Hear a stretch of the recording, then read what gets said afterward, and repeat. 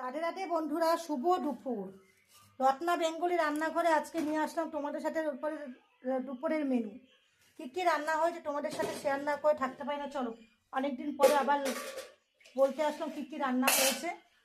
চলো, আমার শরীর খুব খারাপ, ওই জন্য এতদিন তোমাদের শেয়ার করতে পারিনি, আর তোমাদেরকে দেখাচ্ছি। চলো, এই হচ্ছে গরম গরম ভাত হয়েছে, দেখো এই হয়েছে ভাত। এটা হচ্ছে আলু, শিম, ঝিঙ্গে, মূলো সব কিছু দিয়ে একটা পোস্ত সর্ষে দিয়ে চচ্চড়ি করেছি। এখানে হয়েছে লাল শাক ভাজা, দেখো লাল শাক ভাজা রসুন থেতো করে লঙ্কা দিয়ে কালো জিরে দিয়ে করেছি। আর সব থেকে স্পেশাল হচ্ছে সেটা হচ্ছে এই দেখো মটন।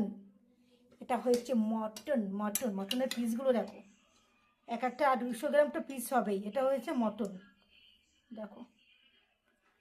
যদি ভালো লেগে থাকে আজকের রেসিপিগুলো, বিশেষ করে এইটাই মটন কষা, যদি ভালো লেগে থাকে এই রেসিপিগুলো, একটা লাইক কমেন্ট শেয়ার করতে তোমরা ভুলো না।